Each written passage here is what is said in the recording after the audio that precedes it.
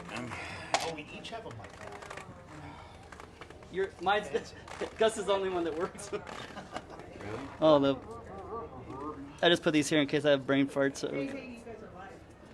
Oh, we're live. Hi, everyone. Well, we're testing. Oh. Hi, testers. Hi. Oh, that's not gonna work.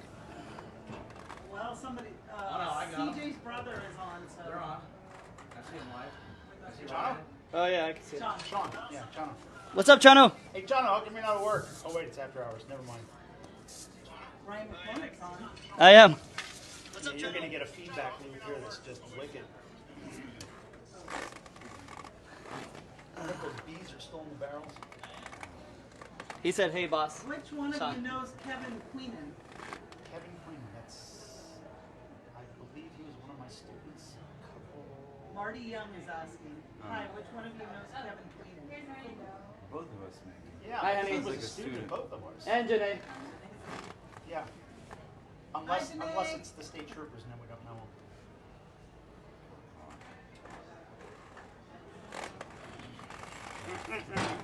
You got me out of the last half hour of bottling. Nice. Wow. You were doing the virtual bottling. Just in the bottle. I have my bottling tattoo. That's so cool. It's like one of those Indian Sanskrit things. Yeah, Billy's on. it's off the imprint. Hi, Billy. Christina's on. Yeah. Yeah, it's off the imprint. I said hi, Billy. I was grabbing a box and it squirted me on that. That was thing. really cool, actually. They go, oh, It's cheaper than a tattoo. It looks about the same. yeah. Should have done it on your face. Christina is a Get top tatted. fan. Thank Thank you. our top fans. Thank you, honey. Thank you. Thank you, Christina. Which Christina? Hi from Arizona. Sarah's from Arizona. Hi. Oh, yeah. You're gonna let me know if both of my sisters say something. Okay, I will. I don't- Because are I they got have the same screwed. name? Christy and Valerie. Okay. Valerie's the one I used to do the wine for, Wishes right? and Dreamers Hospital. Hi, guys. Keep up the good work. Thank you. Yeah, I guess. Are you live? Not yet. We have one. Oh. Yeah, just. So you're pouring? I don't know. Brian? Yeah, I'll You're pour. in charge of pouring and pour. You guys already drank some Viognier. I needed a cold drink after I ran up and Yeah, down me the stairs. too. How cold is that? It just came out. It's been about 20 minutes out. We For were the just pay. finishing up the Milan Manor right now. Oh, okay, good. Bourbon barrels in tomorrow, the Oh, rest yeah. of it, and the Ecclesia Oh, good. is tomorrow. That's the cat one, right? Or is that the?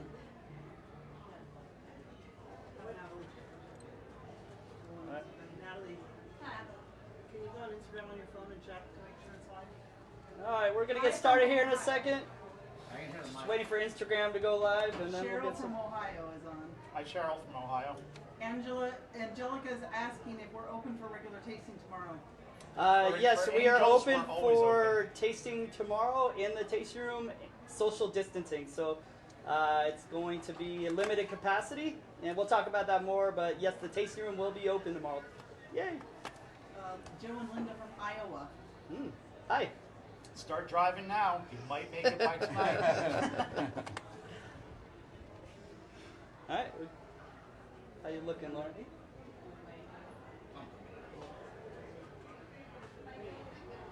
I think you're on TV, Gus. I do? Yeah. Sound surprised. Did you see the W? Oh, yeah. Right between the bottles. Right between the bottles. All right. You guys- How funny. So this is the part where it really looks stupid, just like. Waiting. Yeah. After 4.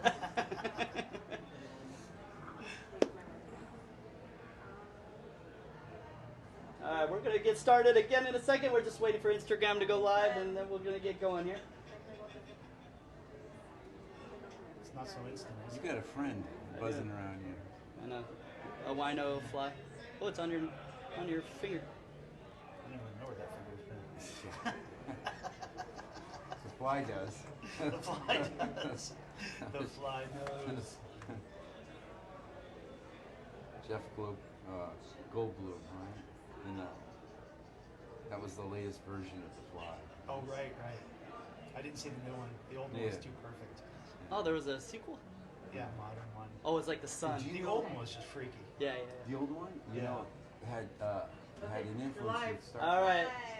All right, folks, welcome to our latest and greatest virtual tasting. We are here outside. I'm here with our winemaker, Gus, and our vineyard manager, Greg. And we are actually sitting outside, and I don't know if you guys could hear it through the microphones that we have set up, but there are actually people social distance on the grounds talking and having a good time. And it's so good to hear the voices and the laughter again here at the winery as we're reopening. And the sun's out, so that doesn't hurt at all, huh? It's actually kind of weird. It's been so quiet here for a couple of months. Yeah, it has. Yes. So it's good to be back to some normality here. Before we get into the wines, I just want to let everybody know that starting tomorrow, we got the thumbs up from the county and the state that we are going to be able to open the tasting room and do tastings again starting tomorrow, which is Friday. If you're watching this late, so Friday is when the tasting room is going to open.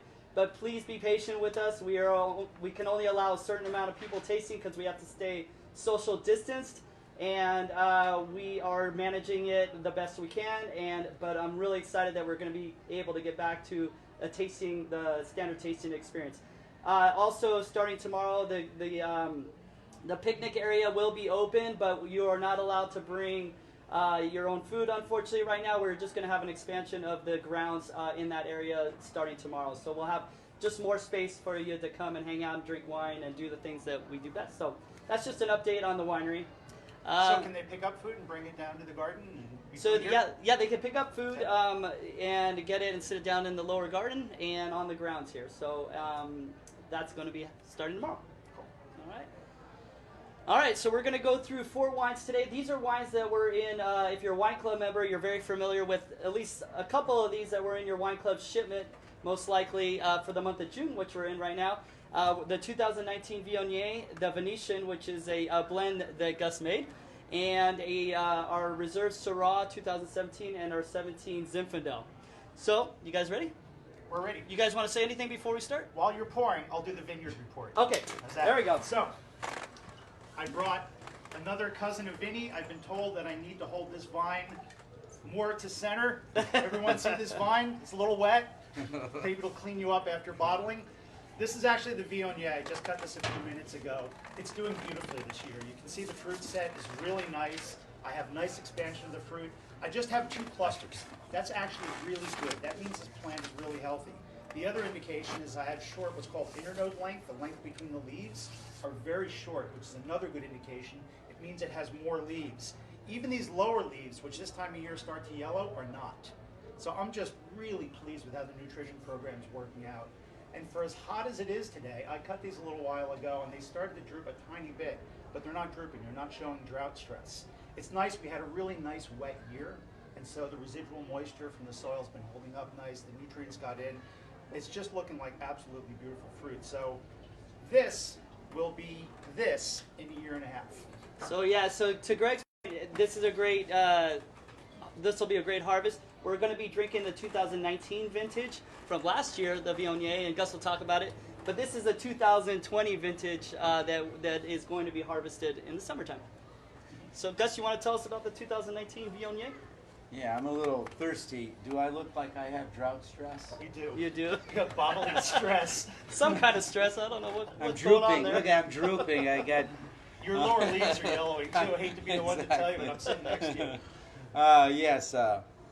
Oh boy. Typical of Viognier, there's a lot of fruit, and it really comes out in the nose.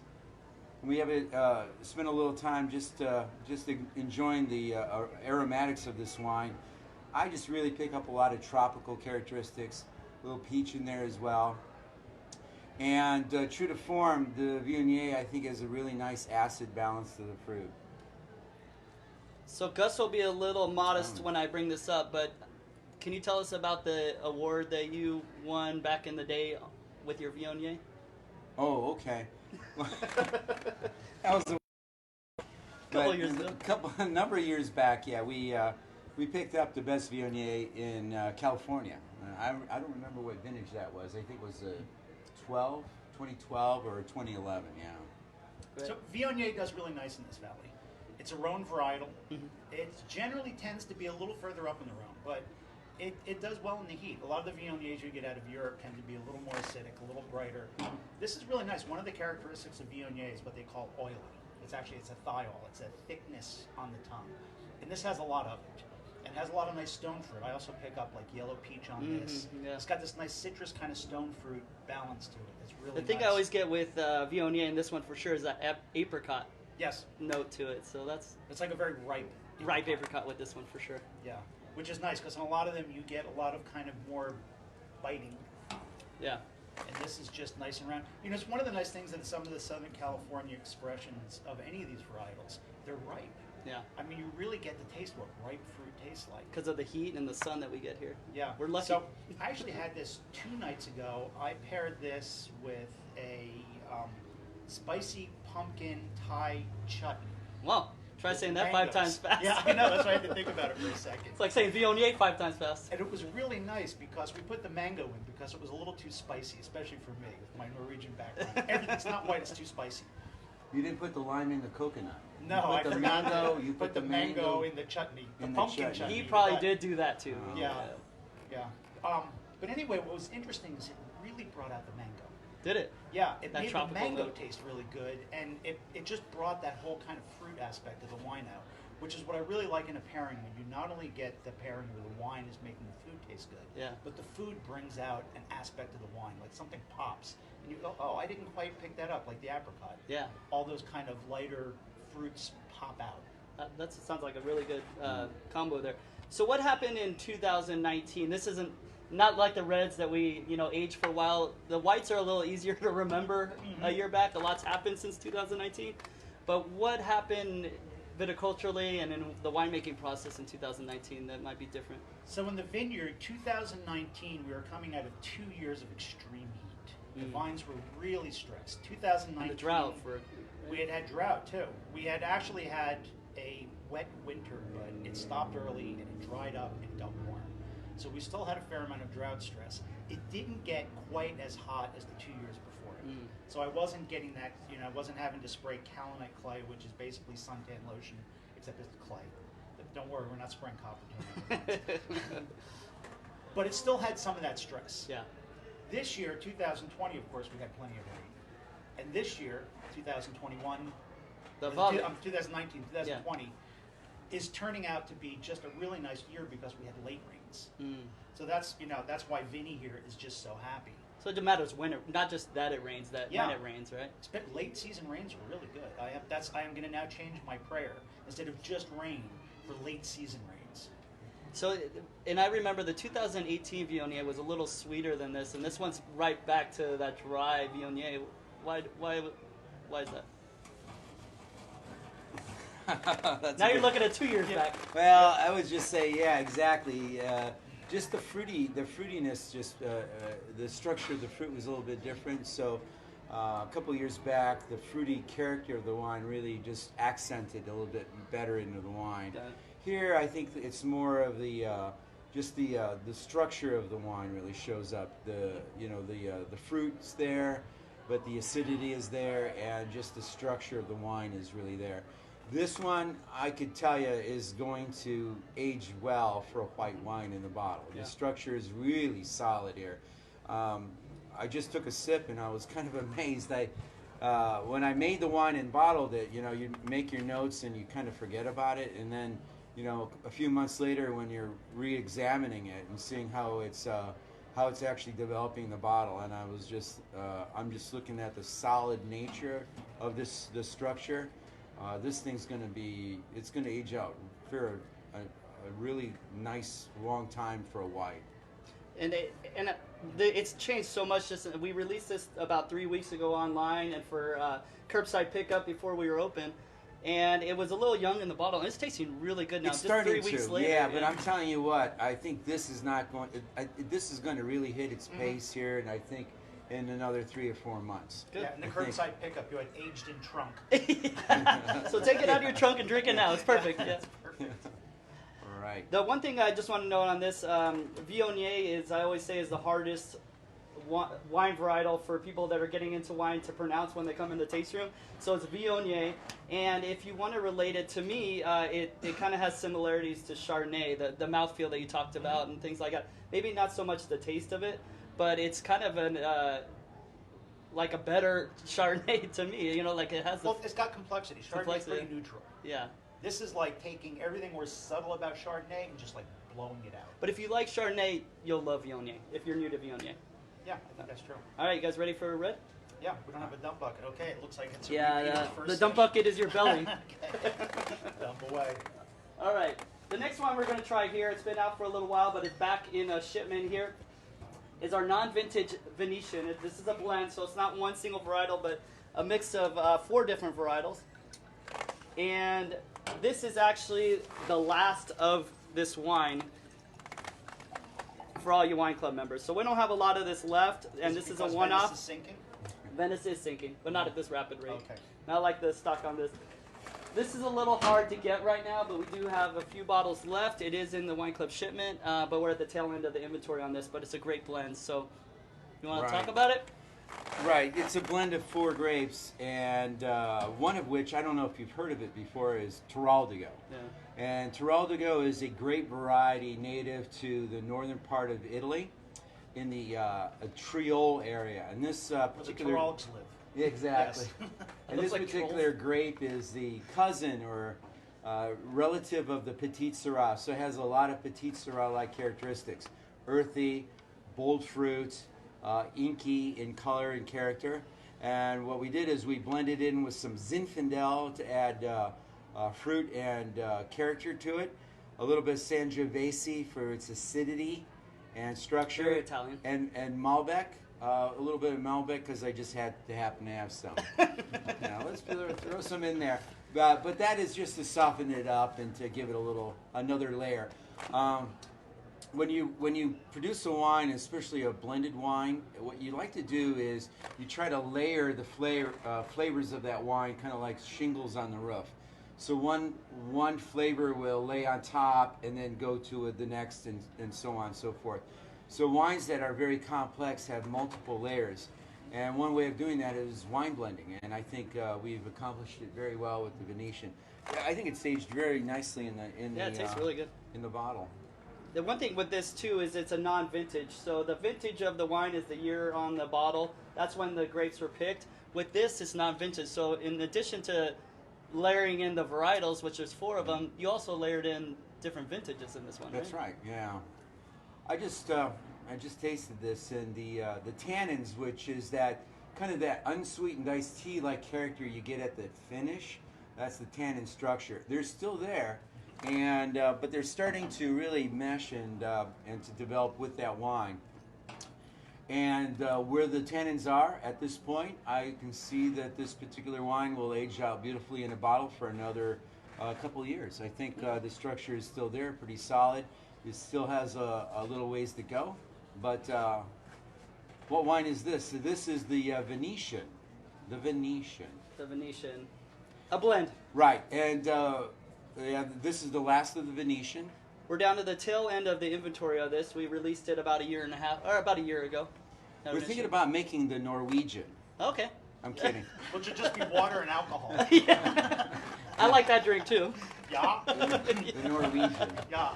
No spicy at all. The reason Even though this actually has a nice spice to it. it does. That's from the Tiraldigo. Yeah, the Tiraldigo has a nice spice. You know, it's interesting there's so little Syrah in this because I can taste the Syrah. Yeah. I'm sorry, the Malbec. Malbec, Malbec. yeah. Malbec has that unique kind of almost overly fruity, cooked, dense, and I get just a hint of it. Yeah. And it works really nice with the Tiraldigo. These varieties play together well. I think they do too. Unlike us, they play well together. Yeah. Yeah. But the reason we came up with the Venetian name is it's an Italian play on 3 of the 4 varietals are Italian varietals.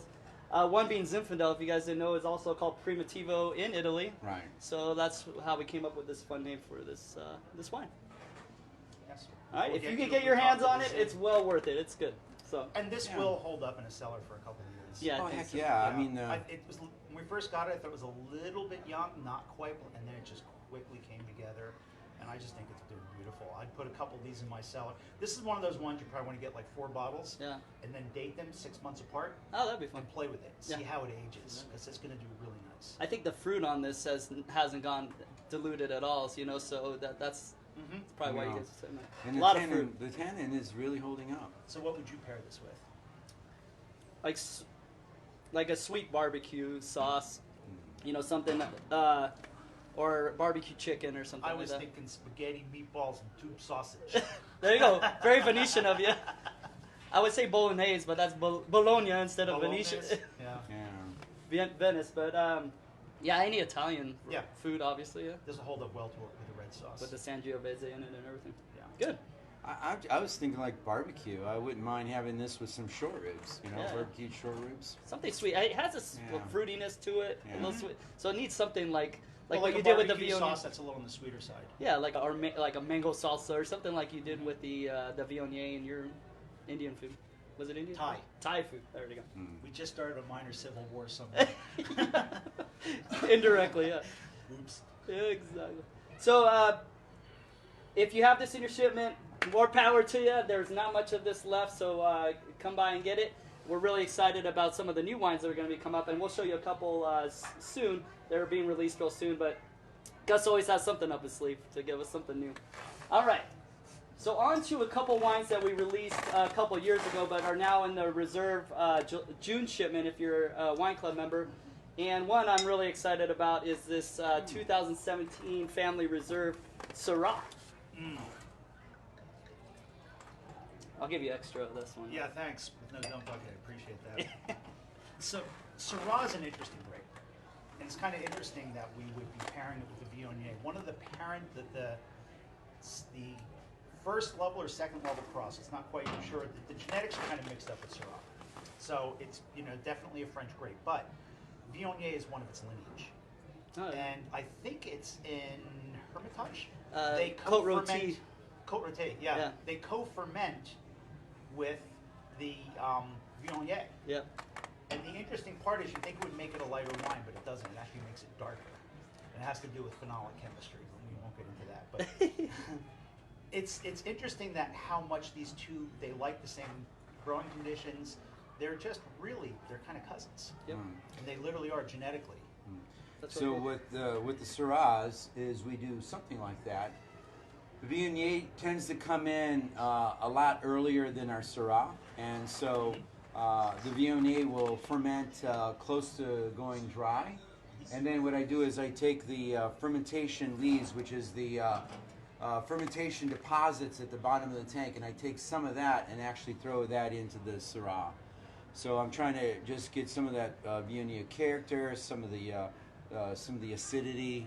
Oh, okay. And add that to the Syrah. I normally just add about maybe 1 or 2% by volume, just enough to kind of keep it traditional and just give it a little more character to it. Good.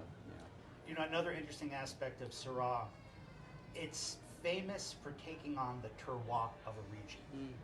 It doesn't have like a specific personality. It takes on the personality of where it's grown. And So it's grown here in Temecula, and having us sitting here, what kind of personality? Fortunately, not our personality. yeah. What kind of personality are you Goofball, talking about? bad joke teller. Yeah. Bad joke teller. So what's interesting about this is when you taste it, you can taste the black sage and smoke. Yeah. And that's what this region, if you go out into the native habitat, it's black sage and smoke. I mean, I did a wine tasting with this a few years ago here at Wilson Creek, and I just went out and picked a whole bunch of stuff in the native habitat and put them in little bowls, and had people taste the wine and smelled it, and they go, "Yeah." Some of that's It's the now same. legal here in California. Yeah. That was a different one, and that was That was all another green class. wine. Yeah. That's a different class. Which is really good. But that smokiness is in Syrahs I've tried from up in north, in the Rhone Valley, northern Rhone, and here, anywhere you go, you get that smokiness no matter how cool or warm the climate is. I think it's always with Syrah. So if I am in a wine region and they have 17. Syrah, and I'm going through the whites, you do the whites, and then you usually go to a lighter red, like a Pinot or something, Yeah. if they have it. I'll usually ask for the Syrah first. As soon as I switch to reds, I'll ask for a Syrah Mm. because I want to get a read on what the terroir tastes like, and then I'm going to see if I can taste it in Oh, the that's cool, others. Yeah. And I think here in Temecula, I love the Syrah here. You Me know, too. all around the valley, it's kind of has. I think to your point, because it reflects the terroir so well, you really get an identity of what a Temecula Syrah tastes like. hmm And I think this is a great representation of it. So we do this out in Block 8. It is just a vigorous, beautiful, great yielding. I mean, it's a little particular. It'll get mold. It's a little finicky. I know people like that. Yeah, me too. Yeah. Yeah. But it's just beautiful. The other little trivia is the oldest owl we ever had is Block 8 Syrah. We name our owls after the blocks. And so she was Block 8 Syrah. Oh, And as far as we know, she was about 8 years old. And unfortunately, she just died this year. But her sibling moved back into just like in real life. Oh. The kids moved But is the in, as soon Syrah as the okay? parents got the Syrahs okay, fine. that's all I'm worried about. The Syrah's okay. The owl's not here anymore. But The owls, yeah, she had a good run. 8 years is a long that time. is how long do owls usually live? I think they have a life expectancy of probably about 10, 12 years, but life's rough out there, especially for cars. The biggest killer of owls, so I keep all my boxes in the vineyard, is because they're slow flyers. They can't comprehend how fast a car or truck drives, so they misjudge and get hit. Whereas things like red tails or falcons almost never get hit because they can judge that speed. And in case you You're haven't not heard of talking it, about a Ford Falcon. we use owls in the vineyard They can't judge a Ford Falcon. we use owls in the vineyard to help mediate Oh. the rodents, and they hunt at night, so it's a natural way for vineyards to hunt and keep our rodents in control. Got it. There's a question asked about some of the winemaking techniques and styles that we do here. And the question is do I use egg whites in the fining of the It actually wines says, that do we you do? find egg whites? So do you find egg whites when you're making wine? Is that a no? No. Okay, so we can move Let me on. no, wait a minute. Let It's me like explain. Easter. That's a very good Yeah. question. Let me explain what goes on here. When you're making wine, sometimes wine may have characteristics that you don't find very appealing, and what you would like to have is have those characteristics removed. And in order for it to be removed, what you do is you add something to the wine so that character binds with it and then becomes heavy and drops out as sediment, and then we can filter it out. A lot of these binding agents, or the things that we don't like in our wine, are protein-based, plant proteins that are in the grapes. So we use protein to fine. One of these fining agents that's fairly common in winemaking is use of egg whites or albumin. And nowadays, a lot of the albumin or the egg white is in a powdered form, and we add that. And to do that, what you do is you add it to take away very hard tannin, that real hard, bitter, really, really bitter character to it. I do not personally use egg whites in fining, but we do use other fining agents in wine. So if that question is directed because you're a vegan, unfortunately sometimes I may have to use a gelatin base to fine out some of these wines. So I do it, but I do it very rarely, and I only do it when it's needed. In general, I don't use fining agents like that, but when I do, I'll sometimes use a gelatin, or I may use a clay protein or something like that to do the fining. So if the question is directed toward are our wines vegan friendly, 80% of the time or 90% of the time I'd say yes, but there's maybe a 10 to 20% of the time no. And that depends on the wine and that vintage. So to be on the safe side, I would just say that all the wines that we produce are not vegan. And if you just like egg whites, Yeah. yeah, you're out of luck. Yeah, you have to, all right. You got to find another one. That's a very good question. Thank you for asking. And that only works for negative elements in wine. It doesn't work for like your coworkers. Right. Gus has been pouring albumin over my head, Right. hoping to get my corner spot in the lab, but I haven't moved yet. Right. It's just not working, dude. But in the plus side on that end is that they're looking and they're actually developing plant-based proteins that will take the place of egg whites and gelatins to do the same thing. But right now, the ones that are out there are very poor and they don't do a very good job. So I use them very, very sparingly. But when the plant-based ones become more and more readily available, then I'll definitely switch over to them. But egg whites are very, very common in the Very winemaking common. process. So very just common. if you are vegan, just be careful out there. And this ties back to a viticultural practice. You'll get less of those bitter proteins if, as the berries develop, the nitrogen in it goes into complex amino acids instead of simple nitrogens. And part of what we're doing with the viticultural practices is if they're complex like that, you won't get the problems. So I tell my staff all the time, part of our job is that Gus's expertise needs to be artistic chemistry, not corrective chemistry. Right. So the less correction you're doing, Right. the better I feel about the job that I'm Right. doing. There you go. And that's why they work so well together. Right. The last time Except I, for the albumin over the head. That's Right. getting annoying. the last time I used egg That's why my white. hair's like this. The last time I I'll take used it. an egg white in the finding of a red wine was maybe about 8 years ago or 9 years ago. Last time I used the gelatin for finding was maybe 3 years ago. So it's not very commonly done for me. I don't use. Normally the grapes that come in are pretty good where they need to be and doesn't require a lot of fining. But I just like to err on the safe side. So if you assume that every year that they're going to be vegan friendly, that I just don't want you to feel that way. There be every now and then there may be a time where I need to use a protein to do that. Yes. Sounds good. Just And that's let no you know. yolk. So I Nice job. sometimes use fish and crab meal in the vineyard. Does that mean my vineyard's not vegetarian? Yeah, your vineyard is not vegetarian, especially with owls. Yeah. They're All right, clearly so not we're on vegetarian. to the last wine of our virtual tasting here, and it's the 2017 Zinfandel. And just to give you some perspective of the availability of these wines, the 2017 Syrah is available in the tasting room. The 17 Zinfandel is now only in the pickup or part of our library program. So when we open the new reserve experience up here, which we haven't yet, some of these library wines will be available, including the 17 Zinfandel, okay? And all our family reserve wines with this black label, and I'll show you a couple of our new ones, are estate wines. So the grapes are from here, and they really represent what we do right here at the winery. So it's really good, and our best pick of the litter. So, all right, so the 2017 Zinfandel. So Zinfandel in the vineyard. You want more on this last one? Yeah, you missed. I know. You can tell we don't have the dunk bucket. No. Probably 5 minutes before we started, we tossed the dunk bucket off the edge. I hope It's we part didn't of hit anybody in the head. it's part of the social distancing. No dump buckets. Zinfandel. So we have an old block of. We have our largest block is an old block of Zinfandel, and it is just classic old Zin. It's just it doesn't produce a lot, but it produces really high quality.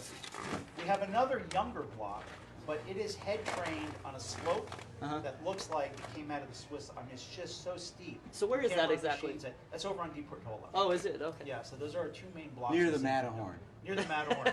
Yeah, it's Italy, Switzerland, and then Di Portola. So, oh, okay. God, I didn't realize I was so As long as close. you know your geography. Yeah. Boy, I get a little vanilla, don't you? On What's those interesting others? about I do. Zen is it doesn't ripen particularly consistently, but it holds on.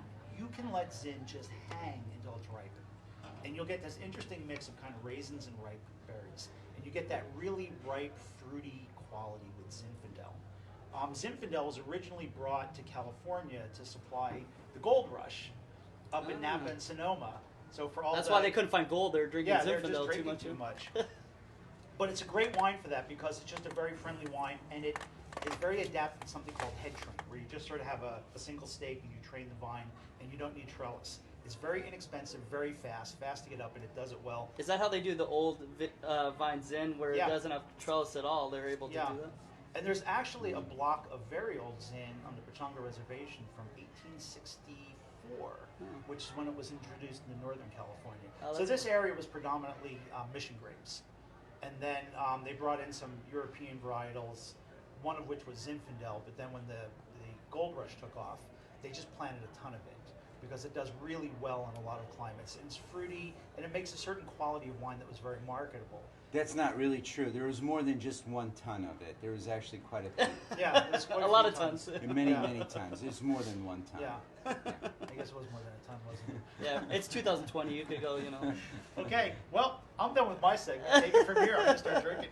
The one thing I want to just piggyback on what you said is that the clusters ripen at different rates, and they could, and the Zinfandel is able to ripen fully, which allows a lot of sugar to produce in those grapes, which in turn is translated into alcohol. The sugar turns into alcohol through Gus's process of making the I wine. think that's God, actually. But So if the one question we get in the tasting room all the time is, which wine has the highest alcohol? And if you're looking for a high alcohol, Zinfandel has the most potential because of that. And this is definitely one of them. It's at 16.6 or 16.4, I think, alcohol, which is on the very high side. that's why we don't need to wear masks because we're finishing with Zin. Exactly. We're We're sanitized from the inside out. Yes. And that's why we saved this one to the end, so we could really drink it and have fun. So, Gus, you want to tell us about this wine? I don't know what else to add. Is there anything? Yeah. I mean, I'm Tastes just good. actually just kind of absorbing all that. We drink. Why are you so tired, Gus? Why am I tired? Yeah, why are you so tired? His beard is very heavy. Oh my gosh. This is bottling week for me. So starting Monday, It's sort of like Shark Week, but worse. yeah. Bottling is no Yeah. joke. Yeah. Yeah, it's it really drains heard. me, but I get here around 4 o'clock in the morning, and we get the bottling line all ready to go, and we bottle until about 4 o'clock or so in the afternoon, and we've been bottling some really great wines. You'll probably see down the line.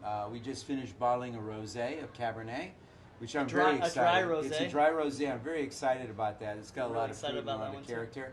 Which rosés classically, except outside of California, are dry. Yeah. Correct. Like Yeah. Provence. Yeah. So this has, I think, a really nice balance of fruit and flavor It's really and good. acid and whatever. I think this will really do well, especially during the summer. Yeah. We also bottled a white blend that I think is really exciting. It's a blend of Chardonnay and Gewürztraminer. And it's done on the dry side. The Gewürz was on the drier side, and of course the Chardonnay is dry. The sugar content is just under 1%. So it really speaks a lot of fruit with the Gewürztraminer. But you'll probably be seeing that really shortly, and that's the Sunset Serenade. The label is phenomenal. It's really, really beautiful label. It really comes out.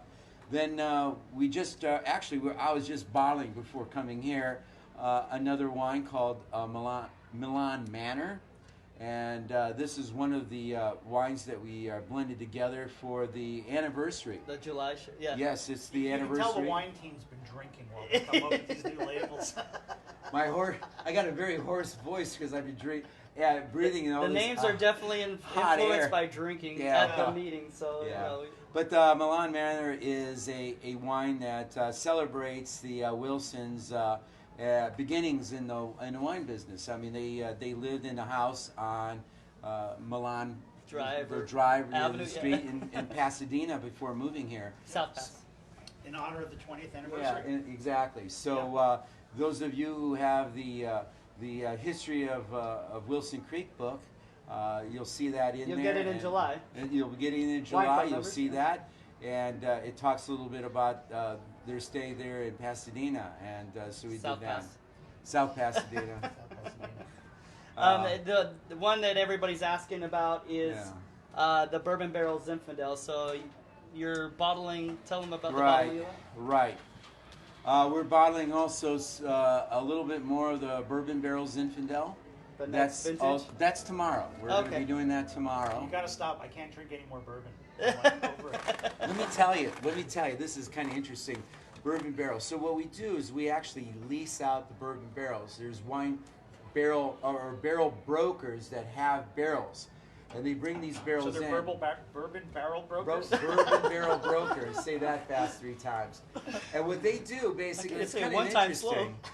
There's the wine industry, there's the beer industry, and spirits, and each one wants the barrels of the others. So You know, the wineries love to use the bourbon barrels. Yeah. Breweries like to use the wine barrels, et cetera, et cetera. So these brokers then lease out, you rent out space in their barrels.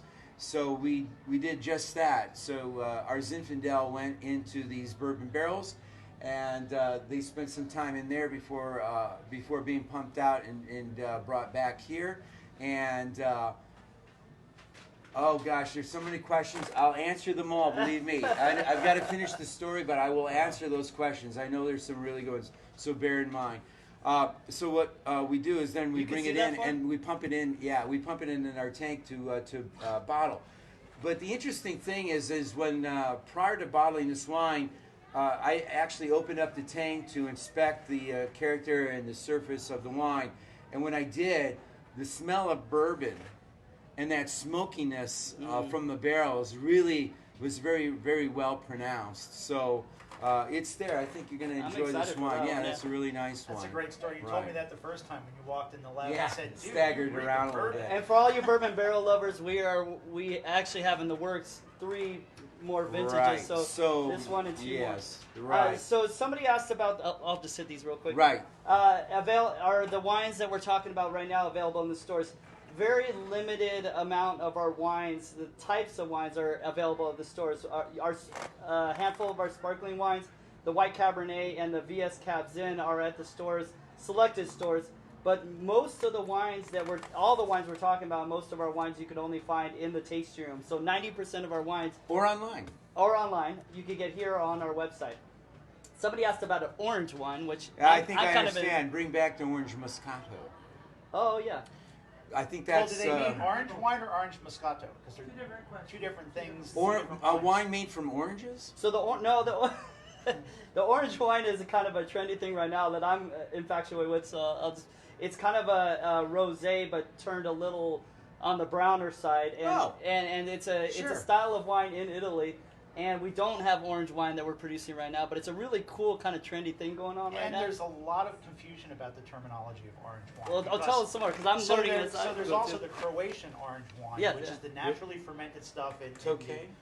No, Tokay, it's different than Tokay. They have these clay vessels, and they just throw the grapes and everything in it and bury it for a year and then dig it up.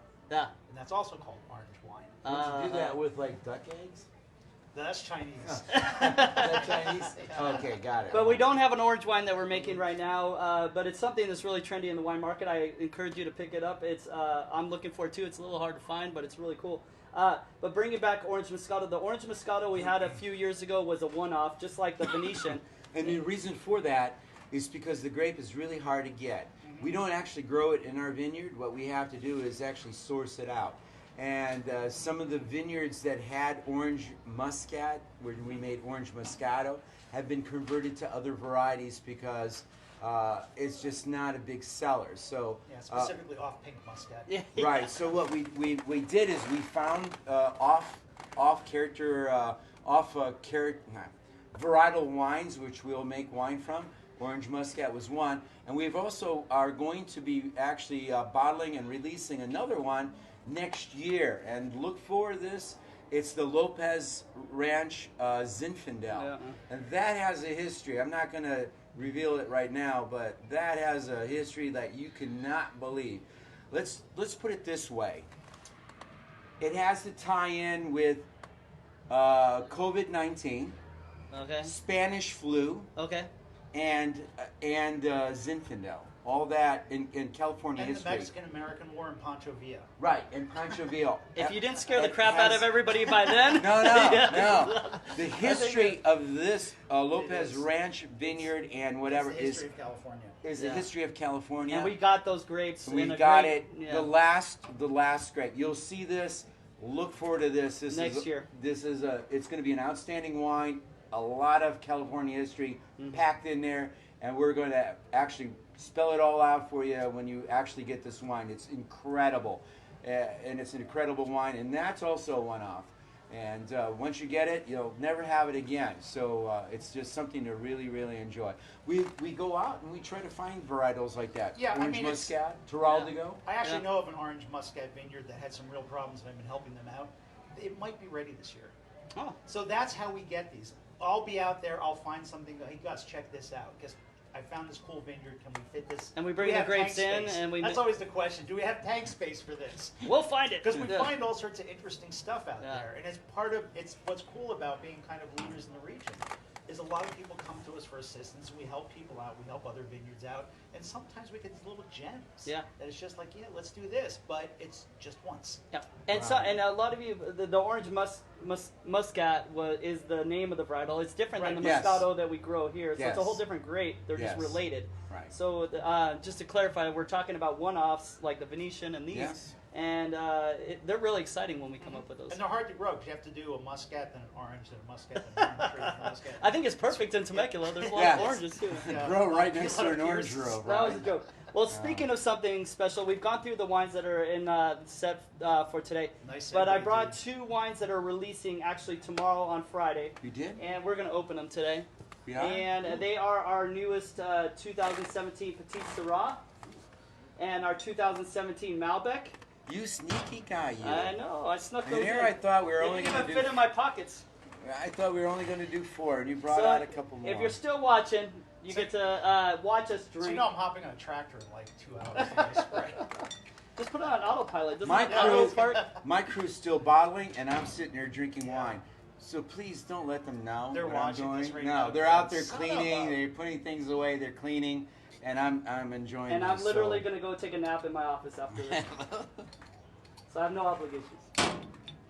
So we're going to try a little bit. This is releasing tomorrow, so you don't have it with you, but you could get kind of a sneak preview on what the winemaker and the vineyard manager have to say about these wines. What? The Petit Syrah and Malbec open tomorrow. And please give us your questions while we're opening these up. We would love to answer any questions that you have. We're having a good time and hope you're having a great time too. So I want to follow up on a comment you made. Oh, okay. So bottling is no joke. Yeah. Finding is no yoke. Ah, see? I like that joke. I love it. The yoke's on you. Did I arm wrestle Tim Kramer for Lopez? Oh, somebody knows somebody. Oh, Tim Kramer. Yeah. Yeah. Actually, it wasn't. It wasn't. It was. No. We Thumb were in rustle. the, I think no. they thumb rustled. We were just there first drinking with the owners. No, we were. There was a MMA thing. I think we did the whole. You didn't take your shirts off. No, did we you? went into the cage. Is You what we did? did. Yeah. Yeah. We were very fortunate, very lucky that to get this, and the So here we have an east to west and west to east, depending on. It's like a I like it. I like it. Depending on whether the desert is heating up or cooling down. So almost all my vines run east and west.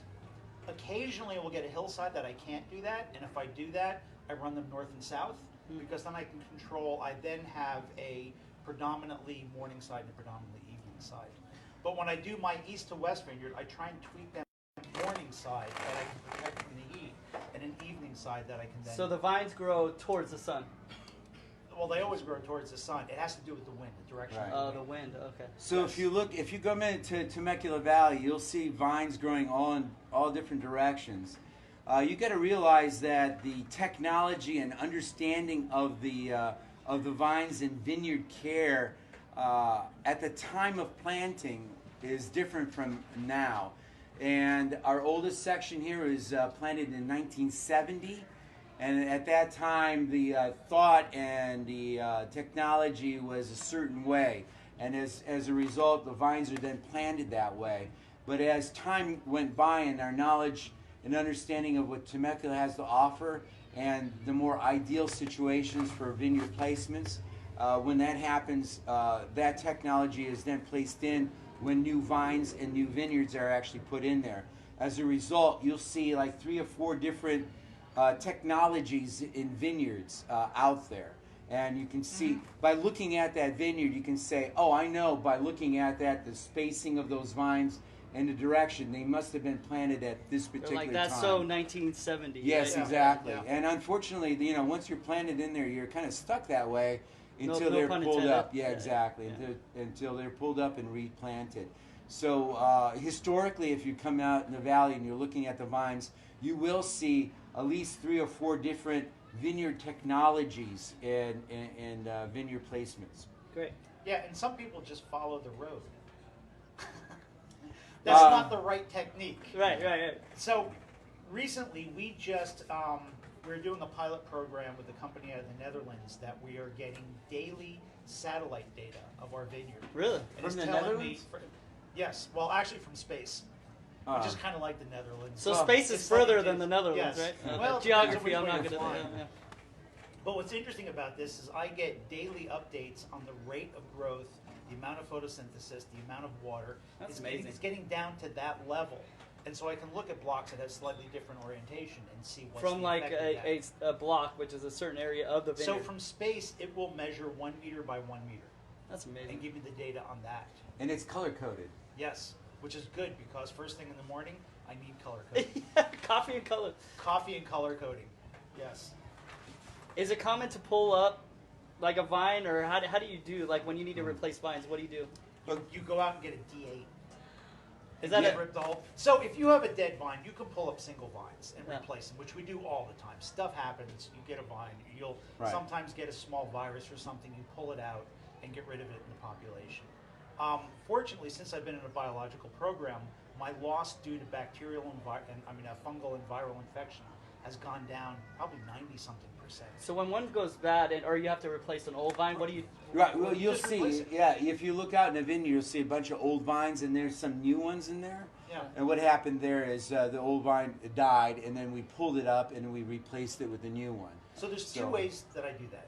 The first is I'll take a cutting from one of the vines and put it in our nursery and grow a new vine and just replant it. So you grow it before you plant it. Yeah, or there's something called layering, where if I have an extra vigorous vine, I'll just let one of those vines grow and let it go into the ground and bury it, and You it'll crack root. it.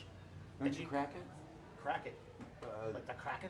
No, Crack it. I mean the vine. Don't you just crack it a little bit? Oh, a little bit, yeah. Yeah. Actually, I soak it in aspirin, Right. acetylsilic So the acid. top of the Yeah. vine goes down, and you plant it into the ground, and then it grows a new root. And then If up. you have The tip up. Ah. All right. any of these nodes, if they're touching the ground, they have something in them called apical cells, the equivalent of stem cells. And the bacteria in the ground will stimulate them to send out roots versus shoots, flowers, or tendrils. Thank you. So you could just plant. Okay, so those are a couple ways we do it. That's really interesting. I didn't know that. Yeah, That's great. that's a great question. Don't Yeah. give all the Good job. secrets out. Good job, Billy. Keep some of them, please. Yeah, Don't give them that's all all. out. All right, so we're going to give you a sneak preview of two wines that are literally going to release tomorrow. So less than 24 hours from now, the new Reserve Malbec, the 2017 Malbec, and the 2017 Petite Syrah that you've all been waiting for. Let me sit that. We're in. gonna set it in your calendar. Got it. There's This a Malbec there's a is big beautiful. distinction between when Gus finishes the wine, especially the reds, and when we release them. So there's a big Yeah. disconnect. Huh? He doesn't know when they come out. But these two are coming out tomorrow. So this Malbec, it's not your typical kind of like totally Is this fruit mine? forward Yeah. Malbec. It has a little more acidic structure to it. Yeah. It's a little bit tighter than some Malbecs. I think it's because it's still tight in the bottle. So we Wow. bought this 2 months ago in March. No, I think you're right. Yeah. So we bottled this in March, so it's still going to have that tightness that I think that has to do with the timing in the bottle. Boy, it sure does smell like a Malbec. It does. It just got that fruity, ripey. Or ripey's not a word, is it? That Ripey? fruity, ripe. Yeah. Yeah. But exactly what you were talking about in the Venetian, I get it in this. So Yeah. it's the Malbec. It's Yeah. really pronounced. Exactly. Yeah. It sure has that. Fruitiness. But you know, it has some. Instead of just being like fig and heavy fruits, I get a little almost like strawberry. Yeah. Like it's Yeah. There's a almost little like bit- and there's a little floral in this, which is really almost like an nice. Argentinian Malbec a little bit. Yeah, I think we all have. The question is did I have too much again? Well, It's sleep deprivation, everybody. Not too much how wine. funny. No. No. Is Nope. it you? A lack of dump bucket. I woke up This 3 is o'clock why- this morning, all right? Let's put this A in lot of this perspective. I woke up 3 o'clock this morning, got here at 4 o'clock, got things going. I mean, I was out there bottling in the hot sun. We have some shade, though, but we were out there. And then I got tapped on the shoulder, says, look, you got to do a tasting a virtual tasting. And then so I left, and I just came up here, and I'm just having a good time. So he's I virtually really, here. you know, And I had a clean shirt. yeah, Impressed. well, I put this on top. You don't know. Yeah. Oh, it's over top? Yeah. Yeah. But this is really nice, and I really look forward to these because I always like looking back at these wines and seeing how they develop and progress. We're looking forward in this. Yes, and seeing what I need to do as a winemaker to produce a wine so that it has certain characteristics at a certain time.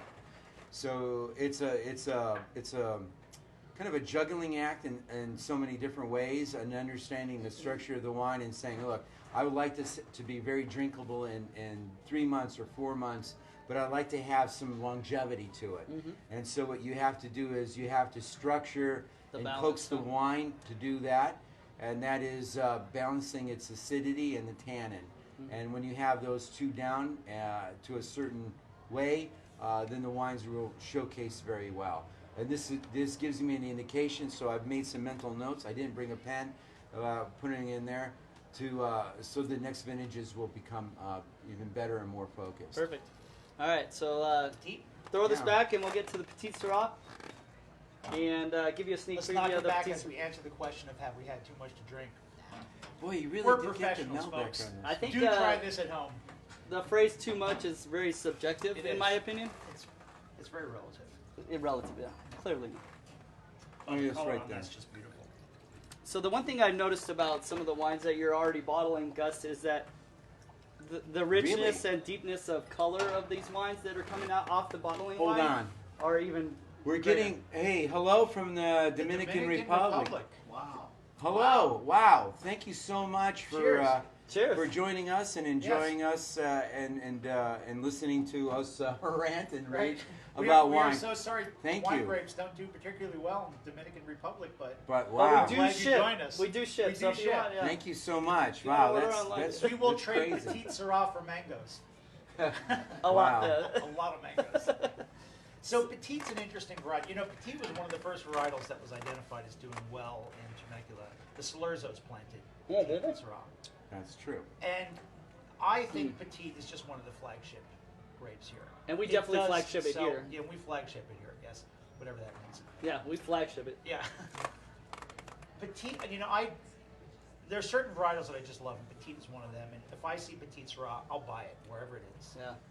It's rare that can hold a candle to a Temecula Petite Syrah. Yeah, I I just agree. think it's one of our great grapes. And I think this is one of the better, even though it's young in the bottle, this is one of the better Petite Syrahs I've had in my time here. I think it has a lot of potential. Yeah. The fruit on here is really good, and the tannin's really good. So, all right. So the Petite Syrah. Do you have anything to say about this particular vintage that's coming What out year is tomorrow? 2017. So it's this year's Right. release. I don't know. I just a little bit of history. The actual name of the grape is not Petite Syrah. It's actually called Durif. I actually Durif. like Durif better, but Durif. I get voted Yeah, against. but nobody would buy it when it's called Durif. Right, that's the real name for it. Yeah. It's actually named after the botanist Yep. who developed this grape and crossed it and developed it. Is named in honor of that particular person, and they had that last name of Durif, so that's the name of the Poor the guy. He particular probably grape. got beat up in Yeah, elementary school. but so it didn't do very well that way, and so it has a lot of Syrah-like characteristics, even They're though cousins, it's not. aren't Yeah, they're distantly related. Cousins, yeah.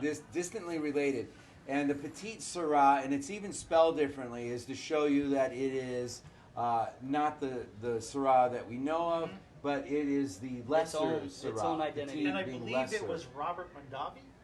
I don't know if it was him. Oh, I didn't hear that story. I don't know if it was Anyways, him. one It of was the somebody. It was just kind of a concocted name. It looks like a small Syrah. Yeah. And then when Davis did the genetics, sure enough, it's actually related to Syrah. I think everything, all the grapes are related. Distantly Yes, related. yes, Yeah. exactly. Well, we're gonna kind of wrap it up here. If that's okay with you guys. Okay, so just a few things I want to announce. Father's Day is coming up. Happy Father's Day, all you fathers out there. We do have some options for you, even though we're not going to be doing our traditional Father's Day brunch here at the winery. We are going to have food options, so come in and enjoy yourselves, or look online for all the information for Father's Day. And we also have an option where you could pick up your Father's Day meal and take it home. So go to our website. There's changes every day, literally from everything that's changing in the world. We're updating things daily on the for that and Father's Day. The online sale that we've been running since we closed to our full extent in March is ending after Friday. So we've been running a 30% sale, 30% off or 35% off for Wine Club members that is still going on today, but is going to end after Friday. So if you have any wines, any of these wines that are available online, please scoop them up now. It's your last chance after Friday. Those are going to go back to standard pricing, but you get 30% off or 35% off if you're a Wine Club member. Also, right now, if you're a Wine Club member, you get our sale going on is for our coconut sparkling. It's $10.10 a bottle, or 2 for 2020, which is our anniversary year this year. So if you're a Wine Club member, you can get that right now in June for $10.10. Do you put the lime in the coconut? You can put lime in the coconut. So the next virtual tasting is going to be July 15th. And you're in for a treat. Yep. Instead of having us, we're actually going to bring. We're some gonna mix people. it up. Meeny, meeny, miny. Yeah, Okay. we're going to mix it up. We're going to actually bring someone in from the tasting room. Bill hasn't told us which one of us is ousted yet of this virtual tasting. I think it's Russian roulette. Yeah. So July 15th is the next virtual tasting. So please join us then. And before we check out here, I want to introduce Abby, who is our hospitality manager here. How are you?